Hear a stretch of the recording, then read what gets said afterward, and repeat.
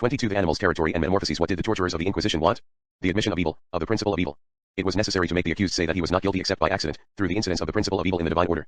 Thus confession restored a reassuring causality, and torture, and the extermination of evil through torture, were nothing but the triumphal coronation, neither sadistic nor expiatory, of the fact of having produced evil as cause. Otherwise, the least heresy would have rendered all of divine creation suspect. In the same way, when we use and abuse animals in laboratories, in rockets, with experimental ferocity in the name of science, what confession are we seeking to extort from them from beneath the scalpel and the electrodes? Precisely the admission of a principle of objectivity of which science is never certain, of which it secretly despairs. Animals must be made to say that they are not animals, that bestiality, savagery, with what these terms imply of unintelligibility, radical strangeness to reason, do not exist, but on the contrary the most bestial behaviors, the most singular, the most abnormal are resolved in science, in physiological mechanisms, in cerebral connections, etc. Bestiality, and its principle of uncertainty, must be killed in animals. Experimentation is thus not a means to an end, it is a contemporary challenge and torture. It does not found in intelligibility, it extorts a confession from science as previously one extorted a profession of faith. A confession whose apparent distances, illness, madness, bestiality, are nothing but a provisional crack in the transparency of causality. This proof, as before that of divine reason, must be continually redone and everywhere redone. In this sense we are all animals, and laboratory animals, whom one continually tests in order to extort their reflex behaviors, which are like so many confessions of rationality in the final moment. Everywhere bestiality must yield to reflex animality, exorcising an order of the indecipherable, of the savage, of which, precisely in their silence, animals have remained the incarnation for us. Animals have thus preceded us on the path of liberal extermination. All the aspects of the modern treatment of animals retrace the vicissitudes of the manipulation of humans, from experimentation to industrial pressure in breeding. Gathered at a convention in Lyons, European veterinarians became concerned about the diseases and psychological troubles that develop in industrial breeding farms. Science and the Future, July 1973. Rabbits develop a morbid anxiety, they become coprophagus and sterile. The rabbit is anxious, maladapted from birth, so it seems. Greater sensitivity to infections, to parasites. The antibodies lose their efficacy, the females become sterile. Spontaneously, if one can say so, mortality increases. The hysteria of chickens infects the whole group, a psychic collective tension that can reach a critical threshold, all the animals begin to fly and scream in all directions. The crisis over, there is a collapse, general terror, the animals take refuge in the corner, mute and as if paralyzed. At the first shock, the crisis begins again. It can last several weeks. One attempted to give them tranquilizers. Cannibalism on the part of pigs. The animals wound themselves. The calves begin to lick everything that surrounds them, sometimes even unto death. It is certainly necessary to establish that bred animals suffer psychically. A zoopsychiatry becomes necessary. A psychic life of frustration represents an obstacle to normal development. Darkness, red light, gadgets, tranquilizers, nothing works. In birds there is a hierarchy of access to food, the pecking order. In these conditions of overpopulation, the last in the order is never able to get to the food. One thus wished to break the pecking order and democratize access to food through another system of distribution. Failure, the destruction of the symbolic order brings along with it total confusion for the birds, and a chronic instability. Good example of absurdity, one knows the analogous ravages of good democratic intentions in tribal societies. Animal somatize. Extraordinary discovery. Cancers, gastric ulcers, myocardial infarction in mice, pigs, chickens. In conclusion, the author says, it certainly seems that the only remedy is space, a bit more space, and a lot of the problems observed would disappear. In any case, the fate of these animals would become less miserable. He is thus satisfied with this conference. The current concern about the fate of bred animals is witness, once again, to the alliance of the morality and the meaning of a well-understood interest. One cannot simply do whatever one wants with nature. The problems having become serious enough to damage the profitability of business, this drop in profitability may lead the breeders to return the animals to more normal living conditions.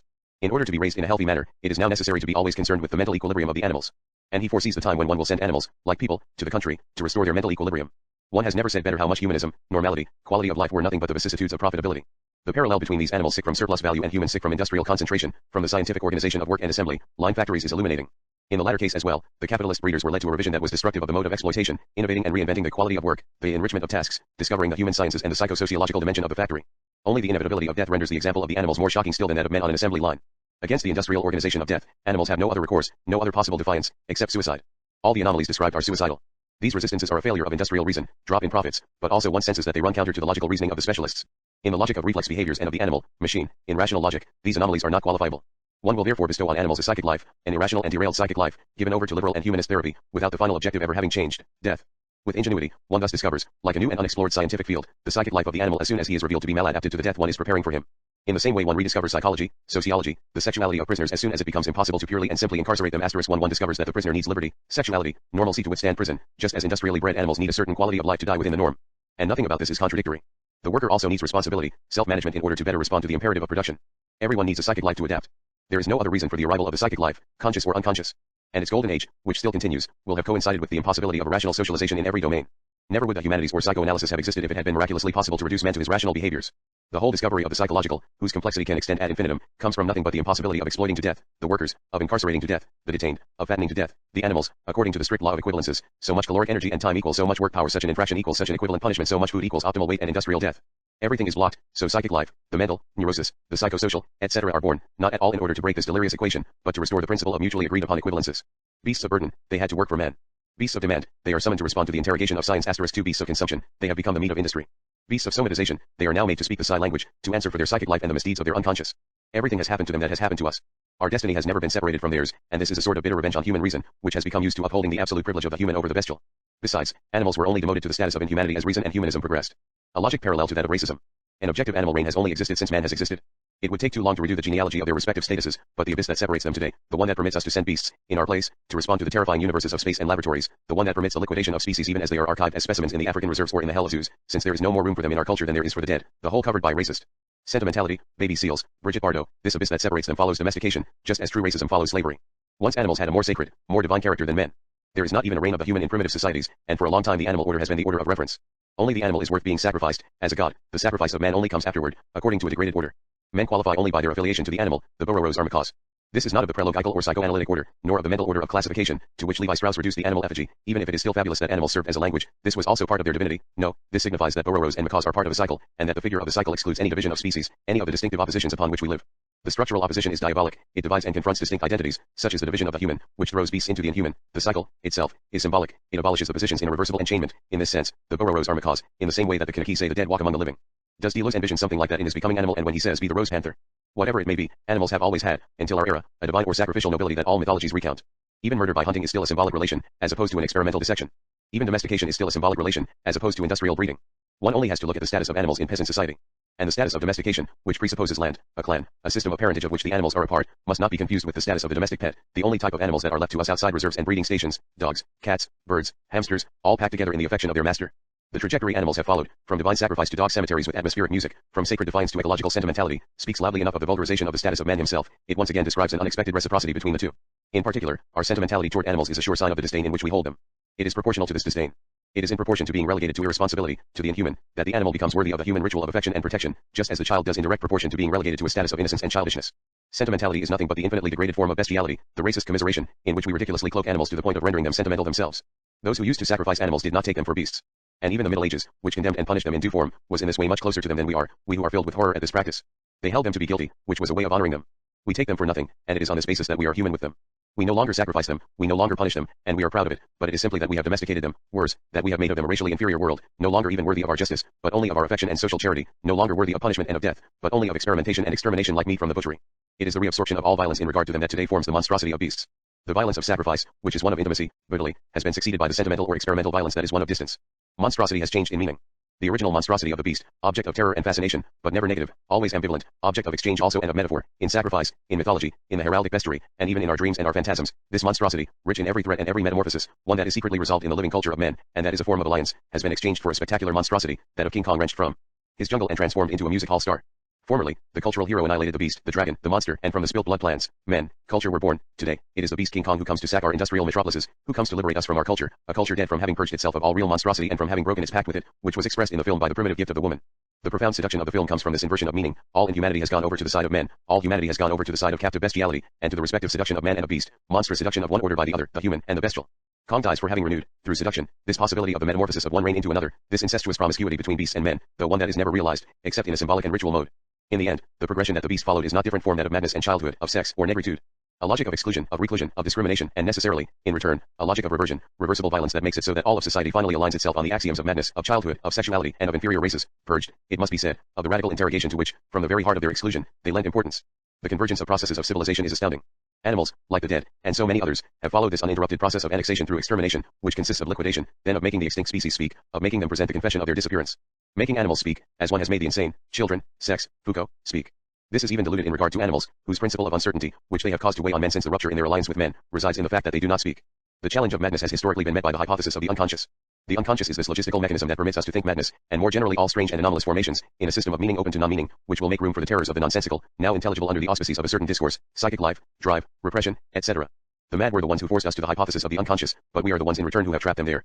Because if, initially, the unconscious seems to turn against reason and to bring to it a radical subversion, if it still seems charged with the potential of the rupture of madness, later it turns against madness, because it is what enables madness to be annexed to a reason more universal than classical reason. The mad, once mute, today are heard by everyone, one has found the grid on which to collect their once absurd and indecipherable messages. Children speak, to the adult universe they are no longer those simultaneously strange and insignificant beings, children signify, they have become significant, not through some sort of liberation of their speech, but because adult reason has given itself the most subtle means to avert the threat of their silence. The primitives also are heard, one seeks them out, one listens to them, they are no longer beasts. Levi Strauss pointed out that their mental structures were the same as ours, psychoanalysis rallied them to Oedipus, and to the libido, all of our codes functioned well, and they responded to them. One had buried them under silence, one buries them beneath speech, different speech certainly, but beneath the word of the day, difference, as formerly one did beneath the unity of reason. Let us not be misled by this, it is the same order that is advancing. The imperialism of reason, neo-imperialism of difference. What is essential is that nothing escape the empire of meaning, the sharing of meaning. Certainly, behind all that, nothing speaks to us, neither the mad, nor the dead, nor children, nor savages, and fundamentally we know nothing of them, but what is essential is that reason save face, and that everything escapes silence. They, the animals, do not speak. In a universe of increasing speech, of the constraint to confess and to speak, only they remain mute, and for this reason they seem to retreat far from us, behind the horizon of truth. But it is what makes us intimate with them. It is not the ecological problem of their survival that is important, but still and always that of their silence. In a world bent on doing nothing but making one speak, in a world assembled under the hegemony of signs and discourse, their silence weighs more and more heavily on our organization of meaning. Certainly, one makes them speak, and with all means, some more innocent than others. They spoke the moral discourse of man in fables. They supported structural discourse in the theory of totemism. Every day they deliver their objective, anatomical, physiological, genetic, message in laboratories. They served in turns as metaphors for virtue and vice, as an energetic and ecological model, as a mechanical and formal model in bionics, as a phantasmatic register for the unconscious and, lastly, as a model for the absolute deterritorialization of desire in Delos becoming animal, paradoxical, to take the animal as a model of deterritorialization when he is the territorial being par excellence. In all this, metaphor, guinea pig, model, allegory, without forgetting their elementary use value, animals maintain a compulsory discourse. Nowhere do they really speak, because they only furnish the responses one asks for. It is their way of sending the human back to his circular codes, behind which their silence analyzes us. One never escapes the reversion that follows any kind of exclusion. Refusing reason to madmen leads sooner or later to dismantling the basis of this reason. The mad take revenge in some way. Refusing animals the unconscious, repression, the symbolic, confused with language, is, one can hope, sooner or later, in a sort of disconnection subsequent to that of madness and of the unconscious, to put in question once again the validity of these concepts, just as they govern and distinguish us today. Because, if formerly the privilege of man was founded on the monopoly of consciousness, today it is founded on the monopoly of the unconscious. Animals have no unconscious, this is well known. Without a doubt, they dream, but this is a conjecture of a bioelectrical order, and they lack language, which alone gives meaning to the dream by inscribing it in the symbolic order. We can fantasize about them, project our fantasies on them and think we are sharing this mise en scene. But this is comfortable for us. In fact, animals are not intelligible to us either under the regime of consciousness or under that of the unconscious. Therefore, it is not a question of forcing them to it, but just the opposite of seeing in what way they put in question this very hypothesis of the unconscious, and to what other hypothesis they force us. Such is the meaning, or the non-meaning of their silence. Such was the silence of madmen that it forced us to the hypothesis of the unconscious, such is the resistance of animals that it forces us to change hypotheses. For if to us they are and will remain unintelligible, yet we live in some kind of understanding with them. And if we live in this way, under the sign of a general ecology where in a sort of planetary niche, which is only the enlarged dimension of the Platonic cave, the ghosts of animals and the natural elements would come to rub against the shadow of men who survived the political economy, no, our profound understanding with beasts, even on the road to disappearance, is placed under the conjugated sign, opposite in appearance, of metamorphosis and of territory. Nothing seems more fixed in the perpetuation of the species than animals, but yet they are for us the image of metamorphosis, of all possible metamorphoses. Nothing more errant, more nomadic in appearance than animals, and yet their law is that of the territory *3 but one must push aside all the counter meanings on this notion of territory. It is not at all the enlarged relation of a subject or of a group to its own space, a sort of organic right to private property of the individual, of the clan or of the species, such is the phantasm of psychology and of sociology extended to all of ecology, nor this sort of vital function, of an environmental bubble where the whole system of needs is summed up for a territory is also not a space, with what this term implies for us about liberty and appropriation. Neither instinct, nor need, nor structure, be it cultural and behavioral, the notion of territory is also opposed in some way to that of the unconscious. The unconscious is a varied, repressed, and indefinitely subdivided structure. The territory is open and circumscribed. The unconscious is the side of the indefinite repetition of subjective repression and fantasies. The territory is the side of a completed cycle of parentage and exchanges, without a subject, but without exception, animal and vegetal cycle, cycle of goods and wealth, cycle of parentage and the species, cycle of women and ritual, there is no subject and everything is exchanged. The obligations are absolute therein, total reversibility, but no one knows death there, since all is metamorphosed. Neither subject, nor death, nor unconscious, nor repression, since nothing stops the enchainment of forms. Animals have no unconscious, because they have a territory. Men have only had an unconscious since they lost a territory. At once territories and metamorphoses have been taken from them, the unconscious is the individual structure of mourning in which this loss is incessantly, hopelessly replayed, animals are the nostalgia for it. The question that they raise for us would thus be this one: don't we live now and already, beyond the effects of the linearity and the accumulation of reason, beyond the effects of the conscious and unconscious, according to this brute, symbolic mode, of indefinite cycling and reversion over a finite space? And beyond the ideal schema that is that of our culture, of all culture maybe, of the accumulation of energy, and of the final liberation, don't we dream of implosion rather than of explosion, of metamorphosis rather than energy, of obligation and ritual defiance rather than of liberty, of the territorial cycle rather than of... But the animals do not ask questions. They are silent. Asterisk notes asterisk 1. Thus, in Texas, 400 men and 100 women experiment with the sweetest penitentiary in the world. A child was born there last June and there were only 3 escapes in 2 years. The men and women take their meals together and get together outside of group therapy sessions. Each prisoner possesses the only key to his individual room. Couples are able to be alone in the empty rooms. To this day, 35 prisoners have escaped, but for the most part they have returned of their own accord. 2 in French, bêtes de somme means beasts of burden. Baudrillard plays with the word somme in the phrase that follows, bêtes de sommation, elles sont sommes de répondre à l'interrogatoire de la science, and in the use of the word consummation in the following phrase trans. 3 That animals wander is a myth, and the current representation of the unconscious and of desire as erratic and nomadic belongs to the same order. Animals have never wandered, were never deterritorialized. A whole liberatory phantasmagoria is drawn in opposition to the constraints of modern society, a representation of nature and of beasts as savagery, as the freedom to fulfill all needs, today of realizing all his desires, because modern Rousseauism has taken the form of the indeterminacy of drive, of the wandering of desire and of the nomadism of infinitude, but it is the same mystique of unleashed, non-coded forces with no finality other than their own eruption. Now, free, virgin nature, without limits or territories, where each wanders at will, never existed, except in the imaginary of the dominant order, of which this nature is the equivalent mirror. We project, nature, desire, animality, rhizome, the very schema of deterritorialization that is that of the economic system and of capital as ideal savagery. Liberty is nowhere but in capital, it is what produced it, it is what deepens it. There is thus an exact correlation between the social legislation of value, urban, industrial, repressive, etc., and the imaginary savagery one places in opposition to it. They are both deterritorialized and in each other's image. Moreover, the radically of desire, one sees this in current theories, increases at the same rate as civilized abstraction, not at all antagonistically, but absolutely according to the same movement, that of the same form always more decoded, more disintegrated, freer, which simultaneously envelopes our real and our imaginary. Nature, liberty, desire, etc., do not even express a dream the opposite of capital, they directly translate the progress or the ravages of this culture, they even anticipate it, because they dream of total deterritorialization where the system never imposes anything but what is relative, the demand of liberty is never anything but going further than the system, but in the same direction. Neither the beasts nor the savages know nature in our way, they only know territories, limited, marked, which are spaces of insurmountable reciprocity. For thus, Henry Labourd refuses the interpretation of territory in terms of instinct or private property, one has never brought forth as evidence, either in the hypothalamus or elsewhere, either a cellular group or neural pathways that are differentiated in relation to the notion of territory. No territorial center seems to exist. It is not useful to appeal to a particular instinct, but it is useful to do so in order to better return it to a functionality of needs extended to include cultural behaviors, which today is the vulgate common to economics, psychology, sociology, etc. The territory thus becomes the space necessary to the realization of the act of bestowing, the vital space. The bubble, the territory thus represent the morsel of space in immediate contact with the organism, the one in which it opens its thermodynamic exchanges in order to maintain its own structure. With the growing interdependence of human individuals, with the promiscuity that characterizes the great modern cities, the individual bubble has shrunk considerably. Spatial, functional, homeostatic conception. As if the stake of a group or of a man, even of an animal, were the equilibrium of his bubble and the homeostasis of his exchanges, internal and external.